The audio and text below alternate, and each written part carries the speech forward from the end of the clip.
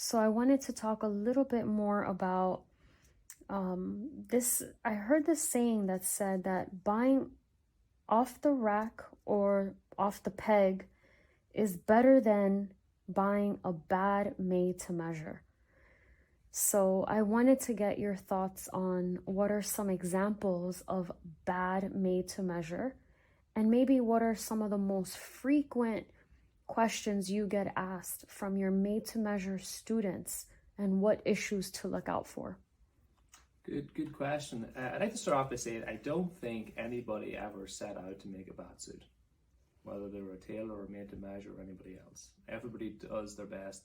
A lot of made to measure guys aren't classically trained tailors, hence the reason why they're in made to measure. If they were classically trained, they'd probably be in bespoke. But no matter, a lot of times they're designers or stylists, and they find that what they're finding in store isn't exactly what they'd want to wear themselves.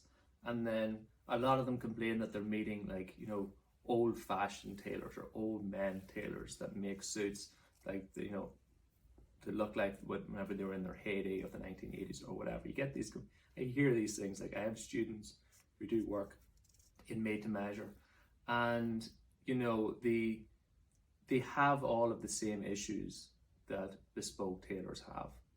They're not just, it isn't just unique to the made to measure. The issues that bespoke tailors have, made to measure have. And what is that issue? Figuration, like we've already discussed. It's like what happens, whenever I was trying to learn cutting and I was speaking to other tailors, I generally found they had one system for cutting trousers and one system for cutting coats, and then it was how they changed or alter those systems. It's not unlike that in my book. I mean, essentially there is one trouser draft, but there's just different variations of the same draft, and I try to lay it out in such a way that is easy to understand.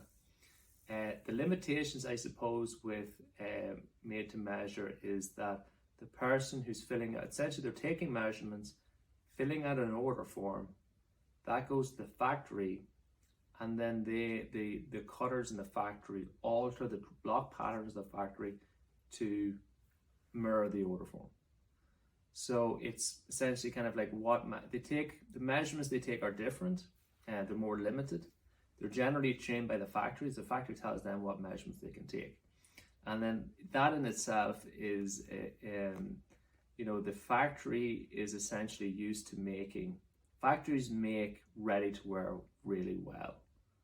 A machiner, or a station worker is used to doing the same job again and again and again. When you start looking for independent thought, when you start changing something, when something looks different, that's, and you would just assume it's wrong. And that, you could be forgiven for thinking that, of course, that unless they're really trained in how to, they only know their own, a lot of times they only know what they're doing themselves. They don't know what the next guy's doing or the last guy did. Unless you've trained in each separate section, which a lot of time they haven't in these big factories. So it can be very limiting as to what they should do whenever certain issues come up because of some alteration that's been made. Setting that to one side, just say, for example, that you could make any alteration without any of the machiners getting confused about why it changed or why it looked different. Let's say that the pattern, usually they don't have pattern cutters, they usually have people who work on Gerber systems. Some places do have pattern cutters. Depends on how high end you're going when you're working in a factory. So let's say they're using a Gerber system. The guy who's using a Gerber system usually understands, what the system itself can do. The person that's making the order, as in your made to measure guy, doesn't know what to ask for. They've come in and the factory's just like, oh, you take this measurement, that measurement, that measurement. This is how you fill out the form. You send that in, we send you back the suit. And I have found, in my experience of being in New York, that you'll get these guys will keep going back and they'll blame the factory. They'll say, oh, you did something wrong. It doesn't fit them. what did you do? This isn't right. This doesn't sit right. Why does it sit like that? And what the guy in the factory does, he sticks on the form and he goes, look at it. Doesn't it sit nice on the form? It's not the form, it's not the coat that's a problem. It's the customer. You know, your customer has the problem. Your customer has, there's something wrong with your customer that is causing the suit to sit like that. And of course they're right. But it's the job of the made to measure guy to identify what those issues are. And as I say, if you're not trained, you haven't got, you can look at somebody and know they have an issue. You can put the coat on them and see, I can see the issue. You can put a pin in it and see you've got a drag here, but it's trying to find somebody else that's able to tell you how to solve that problem.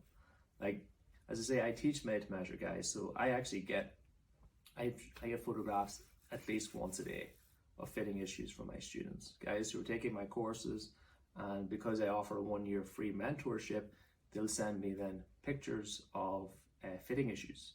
I've had people who haven't even trained with me send me photographs of fitting issues saying, hey Rory, sorry to disturb you, but could you tell me what's wrong with this guy? And you know, when you know, you can just look at someone, oh, that's just, and then you tell them, oh, he's a drop right, that's what that is. Oh, you need to pick up the right side. And you'll usually find, not all the time, but it's usually the back.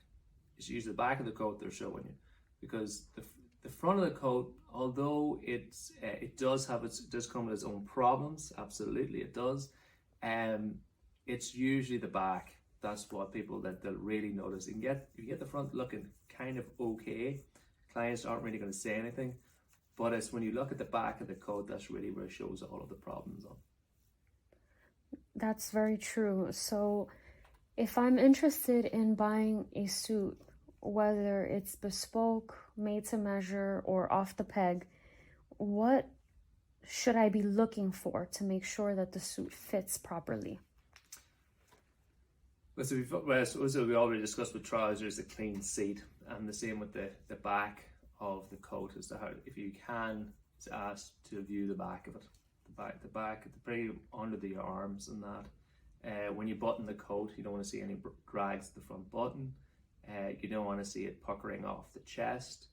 It needs to be sort of clean through the shoulders. That's essentially what a lot of bespoke guys are looking for, is this clean through the shoulders, because that's essentially the focus of the client. The client puts the coat on, what they see is how it sits around the neck, anything dragging through the shoulders. Those are the kind of the obvious things.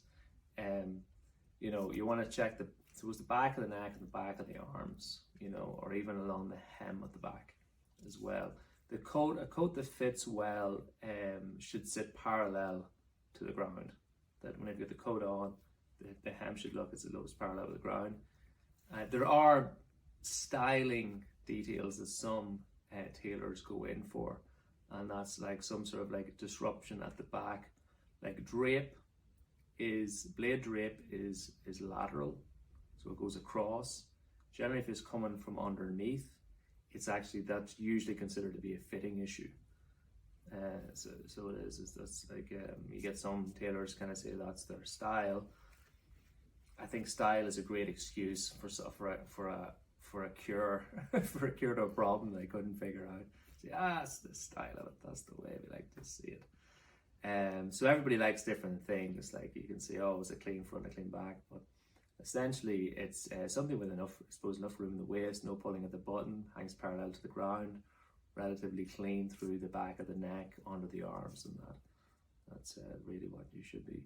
You need to look at the whole suit. Don't be afraid to ask your tailor to take a photograph. If you don't have a mirror that shows it from behind, don't be afraid to ask them. Just take a quick photograph of the back of the coat there. I'd like to take a look at it. We have the technology now. I've known tailors and I'll not name any names, which isn't like me, but a lot on this occasion, that use antique mirrors and low lighting in their fitting rooms. One of the fitting room, you can't see anything.